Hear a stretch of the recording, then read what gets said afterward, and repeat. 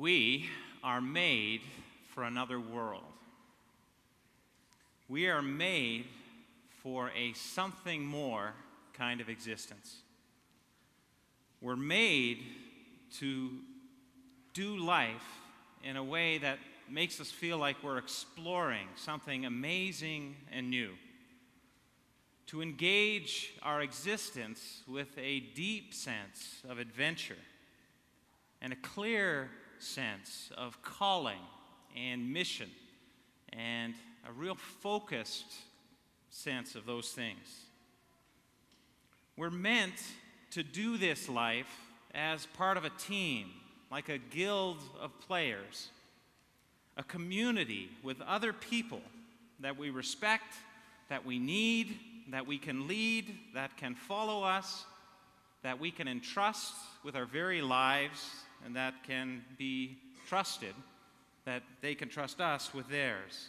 People that we might even grow to love. We're meant for this kind of other world.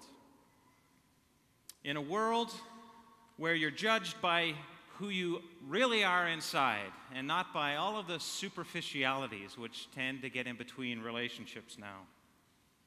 We're meant to belong in a world where things are clear, where up is up and down is down and good is good and bad is bad, and we can engage knowing who we are, knowing how we fit, knowing that we have a purpose in place, knowing what to do, knowing who to be, where life is in some way much more navigable. We're meant for that kind of other world. And we're meant to build a human life in that world. Starting at level 1, without a whole lot of skill and ability and life experience, we're meant to create ourselves, to become who we innately are and what we will one day fully be, is something everybody on the face of this planet is meant to do. And we're meant, in that engaging of life and building of life, to use otherworldly gifts and powers, even supernatural gifts and supernatural powers. And at the end of it all, at the end of life, at the end of the biggest battle, the most difficult instance in the most dangerous dungeon, having defeated the biggest boss imaginable, we are meant to bask in the glory of winning and succeeding in a victorious life and death battle. These are the things that drove people 50 years ago to grab a book called The Lord of the Rings and to read it.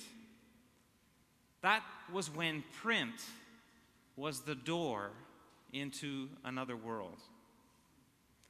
These are the things that drove us to the theater to see and experience that film and all kinds of other adventure films that Hollywood pushes out and we love to attend.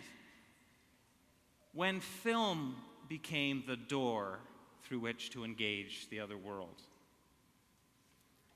These are the things that drove many of us, the younger among us probably, into a Middle-earth game like Dungeons & Dragons, when that second generation Lord of the Rings thing made the scene. And I'm pretty sure these are some of the things that drive people to engage massive multiplayer online role-playing games. I learned the acronym, you can tell, that's why I've said it twice, like World of Warcraft. Only with World of Warcraft, you get to engage the story in a way we never could before. You get to step into the story and take on a role within the story.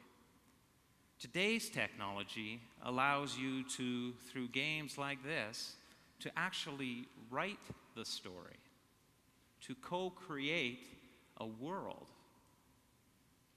which I would think we're also meant to do. Chris, what kind of character are you? I'm level 66 Night Elf Rogue.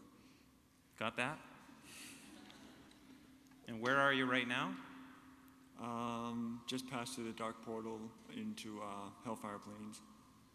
Cool. Well, I was talking. Did you have a battle? Yep, How'd it go? I won. You did. Good for you, not so good for the other guy. It was a computer-generated Yep. thing you fought. Yeah, it helped with the quest that I was on. Cool. And what was your reward for winning that battle? Another part of the quest. Cool. All right, thanks. You think about all those very human things that connect to this virtual world, and it's no wonder that over 8 million people have paid $50 to buy the software to begin with, and now pay $15 US a month to subscribe to this alternative universe that is World of Warcraft. Oh, and to top it all off, it's actually a lot of fun. This week, I had a meeting with a reporter from the Herald, Graham Morton, and he asked me in doing a story on this, what do you hope people will take away from the message? And I'm going, and I'm going, that's a good question. And if I were a good pastor, I'd have thought of that before we announced in the paper that we're going to do this.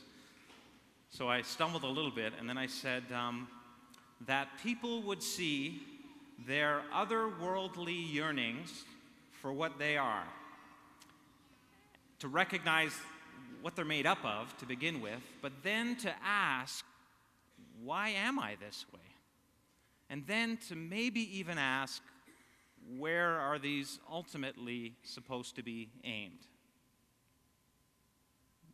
What do all these yearnings to do all these things really mean? J.R.R. Tolkien, who got this whole thing started in a way, once wrote, "The Gospels, the stories of Jesus Christ, contain a fairy story, or a story of a larger kind that embraces the essence of all fairy stories. They contain many marvelous marvels, many marvels, particularly artistic, beautiful and moving, mythical in their perfect self-contained significance. But this story, the gospel story, has entered history. This story is supreme and true. Art has been verified, and God is the Lord of angels and of men and of elves."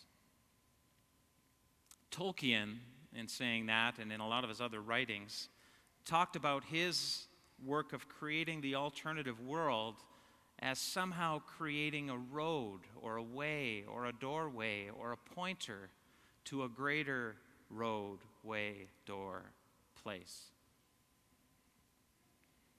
I believe, having studied him when we did Lord of the Rings a few years ago, that the Spirit of God, of Jesus Christ, was working artistically through that artist to create those books to help people dream of another world. And I wonder, I believe that in some way the Spirit of Christ is doing the same thing now through the World of Warcraft. Even with all the violence, even with all the yeah buts, and we're going to talk about all that stuff next week. Today we're not going there too much, so be cool. But could WoW be a pointer to God's other world? To what a life lived out before and with God could begin to mean and feel like and taste like and fly like? Is this really about a connection to an all-powerful, overarching, meta-narrative story?